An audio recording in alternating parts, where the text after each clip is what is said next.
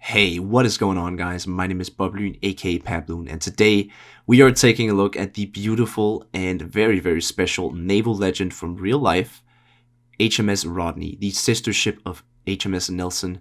And this ship took part in the battle versus Bismarck when it was trying to retreat back to Brest to do repairs after the hits from Ark Royal. But ultimately, they ended up scuttling Bismarck after being shelled for many hours by, first of all, Rodney and many, many other ships. The HMS Rodney has been requested for a long time by the community, and it is so nice to see this ship. And I can tell you guys right now that probably by seeing the montage too, you will understand this is a very good boat. It is equipped with precise aiming 2 uses, and then it gets auto secondaries along with very, very nice manual secondaries, plus St. Vincent heals. So you get 2 repair kits, but they recover 75% more. So this thing is well equipped.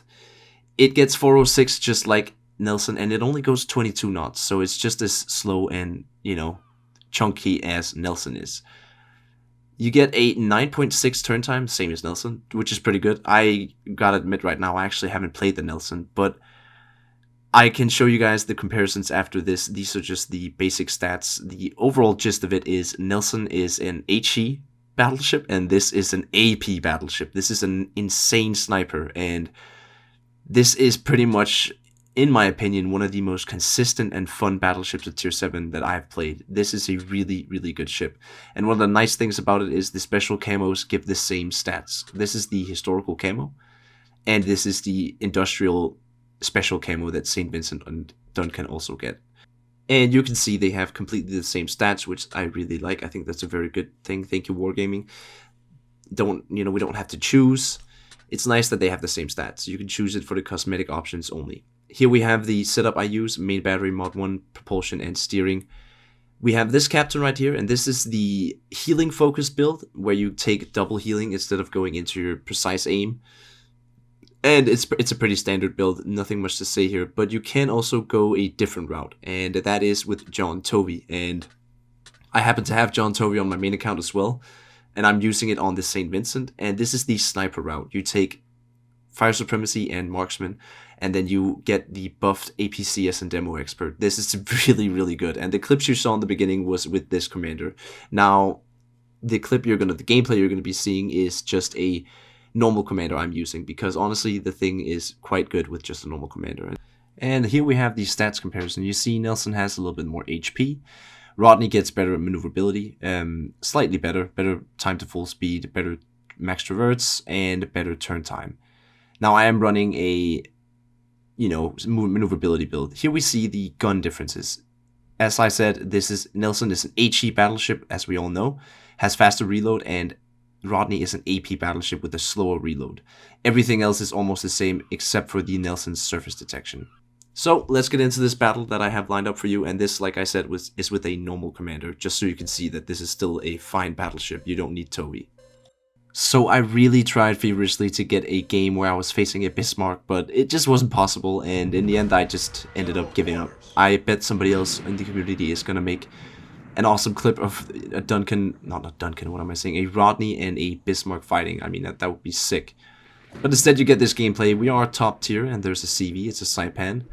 And we're just gonna push on to this C-cap here, because typically you either face a BB or a DD. I mean, there's not much action up here, and I'm just fine with that, because I can take this position and, you know, become a artillery platform and just crossfire down range. So we're pushing on towards C, and just like Nelson, this thing has very, very slow maneuverability. I mean, it goes 22.5 knots. It's not the fastest boat out there, but you do have 406mm guns, which is quite good for tier 7. I can't really remember anything else that has 406s. There might be something at tier 7, but to me, it feels very, very powerful, and it's really, really nice. They are also all front mounted, and you can see here the dispersion is quite fine with precise aim. It's this is with a tank build, so this is not the sniper build that I was talking about. I would actually recommend you go the sniper build. This was my first play session of it, and I had played quite a few battles, but after, you know, playing it today, this is a different day, I decided to go with the sniper build, and trust me, that is fun. We take out the bot and we chunk out a huge salvo of the Nuremberg, and you can see this guy is already very low. I mean, it's a Nuremberg, they are very easy to kill, but we're also going to take some pot shots at the Helena that we see out there. I decided to not shoot at the German cruiser, but instead just leave him be, because he might heal up, you know, and get some more damage. Greedy mindset here. And there's a Helena, and he is the same HP that the Nuremberg is. You just see how devastating this AP is. I mean, it's the counterpart to Nelson, and it is such a nice ship to see in this game. I really like this one. You know how it is with me. If I make a montage to a ship, then I really like it. I would have also made it for Vampire 2, but I was a little bit strapped for time. But this ship I've had some time to sit down with and really enjoy. It's a very fun ship, and I am guessing it's going to be in the upcoming Blitz Pass.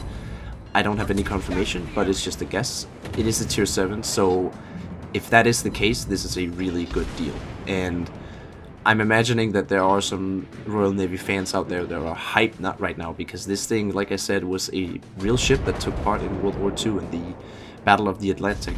It was, like I said, part of the hunt for Bismarck, and I'm pretty sure after all the reading I've done and documentaries I've seen that Bismarck was scuttled by the crew, but I'm guessing it wasn't gonna, you know, be floating much longer after tons of hits from this ship.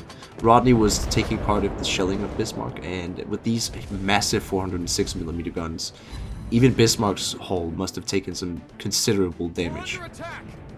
Now we are trailing towards the CV, because if you notice the enemy team, they have, you know, a ship more than us, and that is because they took out our CV. I don't really know what happened to him, but we can't get mad. I'm just gonna go take out their CV, and we're gonna do a nasty blind shot on him, because Saipan has pretty decent detection, and we actually don't find him until very late.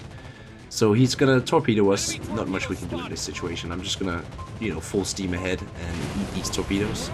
We have a really good heal. You can see the St. Vincent heal is very, very useful on this ship, because at tier 7 there's not many things that can take out, you know, massive chunks of your HP in a short amount of time. You are pretty much the apex predator of, you know, sniper battleships. I would even go as far as to say that this, in my book, might be the best sniping battleship at tier 7 right now. It is very good, and you get a decent amount of range as well, plus 14 kilometers, which is nice if you ask me. And you see, we easily took out a chunk of that Saipan, and he's running for his dear life. I mean, he's only got torpedo bombers, so I feel pretty confident that he's done. And if you just look at that dispersion, we don't get a citadel, but my man's is hurting. So we see the torp divers coming in, and we're just gonna turn in, try to minimize the damage. I was a little bit late to the torpedo bombers coming in, but it's fine. We dodged 3 out of the possible 8, so it could have been better, but massive detriment is we took a flood, and this is actually going to end up costing us dearly. We shouldn't have taken this flood, and we do get our damage control up, but I don't think I use it here.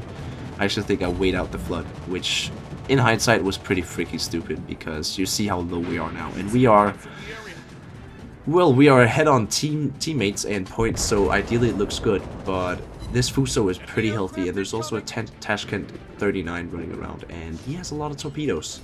That was my last heal, and you can see, even with the healing build, it's not enough to sustain you for such a prolonged fight. Because we do have a long reload, and it is going to take us some time to chunk down the Fuso. We do have to rely on our teammates here to help us out. This Tashkent 39 should ideally be going down. I was hoping my Duncan here would swap to HE and just blast him, since he's sailing straight across his T right now. But it doesn't happen. He sails away, and I mean, this Tashkent 39 played really well. Also honestly a pretty fun ship from this month's Blitz Pass. I kind of enjoyed the Tashkent 39, but there's no comparison to the consistency and the versatility of this ship we have right here. The Rodney is pretty insane. It's really good, and you don't need John Tovey to maximize this ship.